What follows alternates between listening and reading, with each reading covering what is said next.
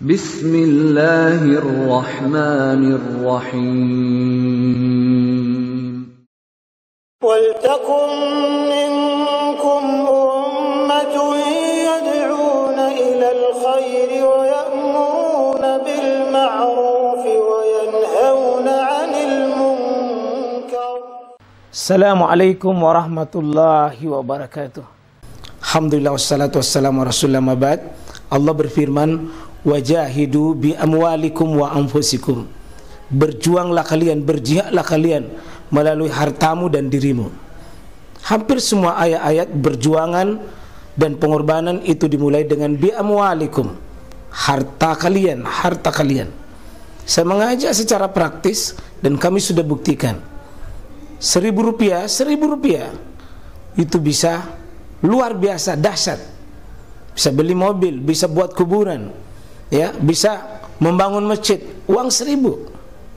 Mari kita satukan uang 1.000 kita. Nanti kami jemput di rekening ini, insya Allah bisa kita buat.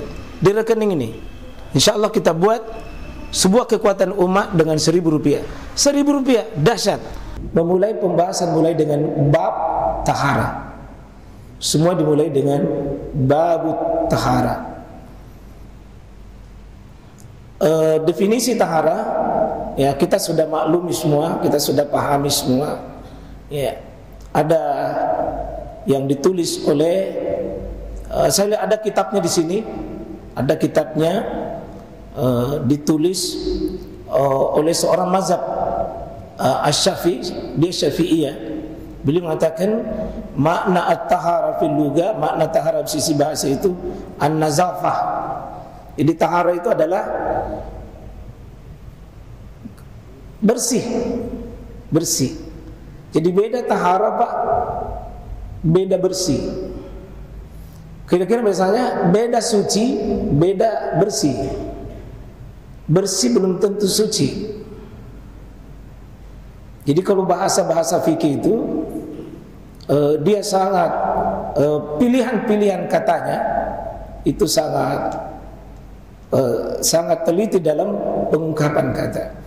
Jadi tidak ada, saya lihat sering istilah begini, an-nazafatu minal iman. Saya kira kita tidak akan dapat hadisnya itu.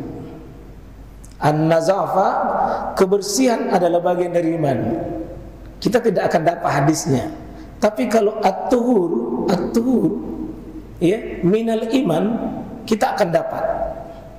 Maka dia beda, Pak. An-nazafah itu bersih, kalau at-tuhur itu suci. Maka agak kurang benar kalau dikatakan kebersihan itu bagian dari iman. Yang benar adalah kesucian itu adalah bagian dari iman. Karena nanti berbeda.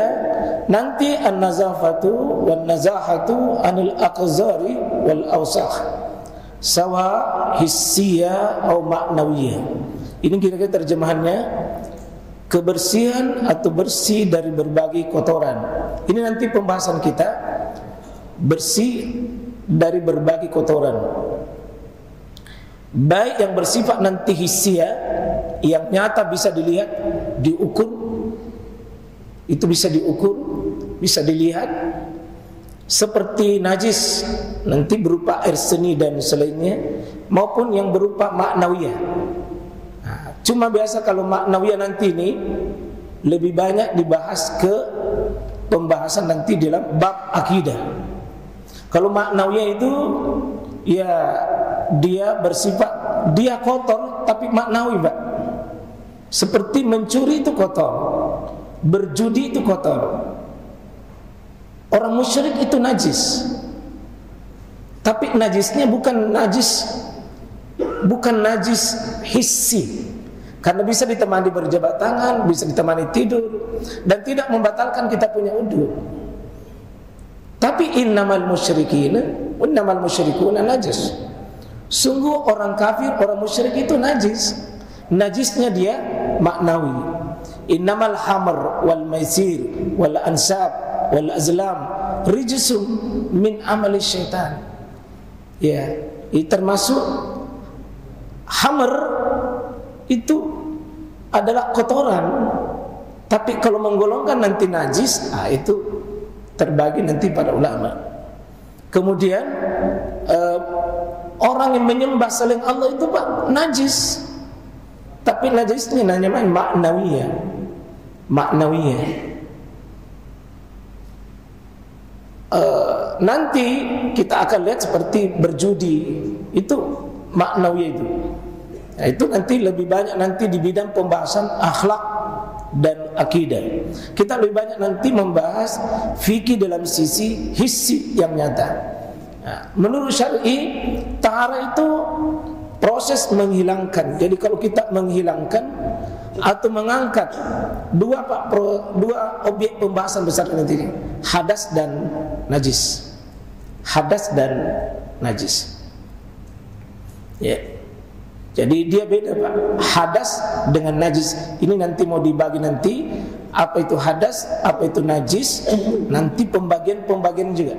Ada saya lihat dibuat di silabi ini yang dibuat oleh tim penyeleksi ini. Ada nanti babnya bab najis itu. Ada babnya najis dan itu nanti pembagiannya. Tingkatan tahara. Ini tadi tahara itu mensucikan lahiriah dari berbagai hadas, najis dan kotoran. Jadi orang yang mensucikan dirinya dari berbagai hadas, najis, ya. Tapi kira-kira Pak, di mana bedanya nih hadas dengan najis? Di mana bedanya? Hadas dengan najis di mana bedanya? Ya Pak? Hadas itu yang mana kira-kira contohnya Pak hadas? Ya. A. Buang air kecil. Orang yang sudah buang air kecil itu hadas, berhadas. Air kecilnya namanya najis. Buang air besar, kotorannya itu najis. Orangnya yang sudah melakukan itu berhadas. Tapi Pak, kalau buang angin, anginnya najis atau bukan Pak? Najis atau bukan? Bukan. Kalau dia najis Pak, nah dia kena angin, terbang. Orang yang buang angin itu sedang berhadas. Sedang berhadas. Najisnya itu bendanya, sedangkan hadasnya itu adalah sifatnya, sifat yang dihasilkan dari adanya najis itu. Dan ini akan dibahas. Mensucikan anggota tubuh dari segala perbuatan dosa dan tindakan kriminal. Ini masih tingkatan bagian dari tahara itu Pak. Jadi kalau orang meninggalkan dosa, karena dosa itu Pak kotoran yang harus dibersihkan. Makanya ayat Al-Quran, innallaha yuhibbut tawwabin wa yuhibbul mutatahhirin. Sesungguhnya Allah mencintai orang yang tawabin. Tawabin itu membersihkan dosanya. Mutatahhirin, inilah orang yang mensucikan diri secara fisik. Mensucikan hati dan budi pekerti yang tidak baik. Seperti kemarin Pak ini yang mencetak uang palsu, itu kotoran itu. Kotoran. Mencuri itu kotor Pak. Iya. Selingkuh itu kotor. Tapi kotorannya adalah namanya kotoran dalam sisi tadi yang maknawiyah. Mensucikan hati dari menuhankan selain Allah, itu syirik kotor. Itu tingkatannya Pak. Tapi objek pembahasan kita ini bagian yang pertama, bukan B, C dan D. Ada bagian bab masing-masing ilmu membahas. Kalau di bagian akidah, ini bagian D ini. Kitab akidah, kitab tauhid, ini pembahasannya. Ya. Jenis tahara. Ya, tahara dibagi menjadi dua jenis. Tahara hadas, yakni kalau hadas itu Pak khusus mensucikan badan. Tahara itu sifatnya di badan. Tahara itu sifatnya di badan. Habas itu mensucikan kotoran. Jadi hadas tadi itu seperti kalau kita sudah buang kencing, buang air besar, pasti itu hadas. Tapi kalau bapak pakai sendal, kemudian ada tai kucing, ada kencing, apa sebagainya, itu habas namanya. Habas. Beda hadas, beda habas. Kalau produknya manusia, itu orangnya namanya berhadas. Tapi kalau produk dari luar, itu habas. Itu habas.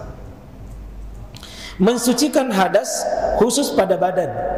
Sedangkan habas meliputi nanti badannya. Kita nanti bersihkan kita punya badan, kita bersihkan nanti kita punya pakaian, kita bersihkan nanti kita punya tempat. Nah, itu pembagiannya habas. Jadi kita tempat sholat ini, ada tempat sholat kita, itu pembagiannya habas. Tapi orang yang tidak berudu baru pergi sholat Pak, itu bahagiannya hadas. Seandainya imam itu contoh Pak ya, tidak benar berudunya, atau dia sudah buang angin tetap melanjutkan sholat, Bapak tidak bertanggung jawab. Karena itu hadas bagi dia. Kita tidak punya kompetensi untuk menilai yang begitu. Kita tidak diwajibkan untuk mengetahui yang begitu. Mensucikan hadas, ini nanti babnya nanti ada di silabi berikutnya kita akan belajar wudu. Saya lihat ada wudu beberapa pertemuan. Nanti kita belajar tentang mandi, tentang tayamum. Nanti ini di hadas ini, hadas, wudu, mandi dan tayamum. Ini nanti akan ada rincian-rinciannya. Bab wudu, bab mandi dan bab tayamum. Cuma di kitab Minhaj tadi itu sangat sempit kali pembahasannya, Pak. Kalau mau membahas nanti ini wudu, mandi, di tayamum, kita akan bahas nanti rujukannya ke kitab fikih yang memang namanya fikih. Dia kitabnya kitab fikih, bukan kitab jami yang digabung. Sehingga nanti Pak di 24 itu 24 nanti silabi itu insyaallah saya akan mengambil 24 itu, tetapi izin menambah karena untuk cakupan materi kita nanti. Cakupan materi kita nanti enak kalau ada pembahasan bandingannya dari kitab-kitab lain. Mensucikan habas juga, habas nanti hadis ini secara umum. Ada nanti cara membersihkannya, membasuh, ada dengan mengusap, ada dengan memercikkan. Jadi kotoran Pak yang ada sama diri kita nanti itu bisa dibersihkan dengan cara dicuci, bisa dengan diusap, dan bisa nanti dipercikkan. Kalau nanti mazhabnya Imam Abu Hanifah, rinci sekali Pak. Nanti di bab selanjutnya kita akan bahas alat-alat bersuci. Alat-alat bersuci. Ada di kitabnya mazhab Abu Hanifah itu paling lengkap rinciannya kalau itu. Ya. Ada pertanyaan. Ya sebentar Pak, bentar. Ini pertanyaan dulu kita bahas. Mengapa tahara itu didahulukan? Seharusnya dari awal ini pembahasan tahara didahulukan, karena tahara merupakan kunci dan syarat sahnya sholat. Sehingga syarat mesti didahulukan dari yang memerlukan syarat. Ya? Syarat mesti didahulukan dari yang memerlukan syarat. Sholat itu butuh syarat, dan salah satu syaratnya nanti itu adalah suci. Biar Bapak 100 rakaat salat sunnah sehari-hari, kalau tidak benar cara tak bertahara, itu tidak akan benar salatnya. Itulah bab fikih. Kitab-kitab fikih pasti meletakkan bab pertama adalah babut tahara. Pasti babut tahara. Semua kitab sunan pasti pembahasannya babut tahara, kitab tentang tahara. Ini yang dipakai dalil miftahus salat, pembuka dari salat itu at-tuhur, bersuci. Jadi salat tidak akan dibuka, Pak, kalau tidak benar cara bersuci. Tidak akan benar kita punya salat kalau tidak bersuci. Terutama bersuci nanti dalam dua hal. Orang yang salat tapi musyriknya musyrik besar, tidak akan diterima salatnya. Karena itu orang kafir, Pak, biar dia salat tidak akan diterima, karena dia tidak bersuci secara keimanan tadi. Begitu juga nanti kalau dia tidak melakukan misalnya wudu, mandi dan salat. Pentingnya tahara dalam Islam, baik hakiki, suci pakaian, suci badan dan tempat sholat dari najis. Ini namanya hakiki, Pak. Itu namanya hissi tadi. Suci pakaian, badan, tempat sholat najis, maupun tahara hukmi. Hukmi ini bisa hadas, ya, karena orang yang seperti Bapak nanti sudah pegang kita punya kemaluan, dihukumi oleh sebagian besar itu berhadas, itu sedang berhadas, maka dia tidak sah untuk sholat. Dan juga suci dari janabah. Sholat merupakan kewajiban terbesar sesudah syahadat, dan syarat untuk melakukannya adalah keadaan harus suci atau bertahara. Menurut ilmu kedokteran, ya, Bapak mungkin yang lebih tahu ini, cara yang paling baik untuk mengobati penyakit dengan cara menjaga kebersihan, dan Islam sudah menekankan untuk mencegahnya melalui babut tahara. Islam, Pak, adalah agama yang paling menjaga. Tidak boleh dia menghadap kepada Allah kalau dia tidak bersihkan dirinya. Paling menjaga. Terakhir, syarat-syarat wajib tahara. Satu, Islam. Jadi makanya orang yang tidak Islam itu, Pak, tidak sah taharanya kalau dia tidak masuk Islam. Karena itu, Pak, kalau ada orang mau masuk Islam, sebenarnya bagusnya kasih bersyahadat dulu, baru suruh mandi.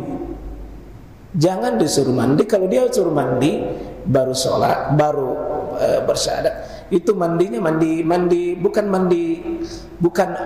mandi membersihkan diri secara menurut fikih, tapi dia hanya bersihkan seperti Bapak bersihkan ini karpet dan sebagainya.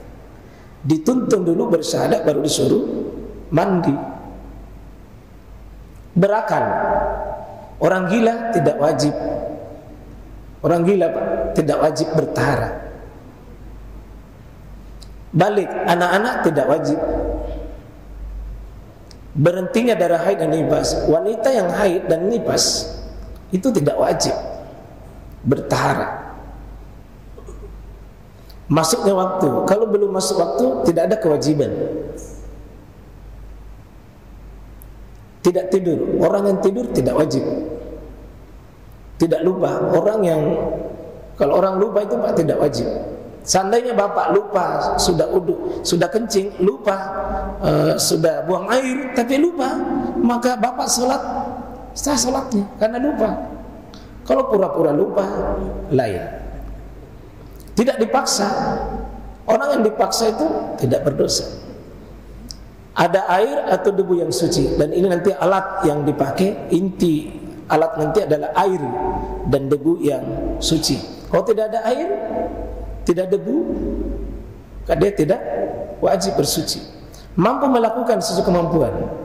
Orang sakit, Pak, nanti ada pembahasan, dan mungkin saya izin nanti, Pak, ada pembahasan tahara dalam keadaan sakit, tahara dalam sholat dalam keadaan sakit, karena butuh bab ini, Pak. Butuh bab ini nanti kami tambahkan.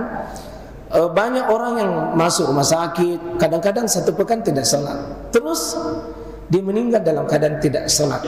Padahal wajib seorang sakit, Pak, sholat sesuai dengan keadaan, meskipun diketeter, meskipun ada selang di kemaluannya, meskipun penuh najis dalam tubuhnya, tetap wajib selama otaknya tidak terganggu. Kalau tempatnya dimaklumi, Pak, dia lakukan pembersihan sesuai kemampuan.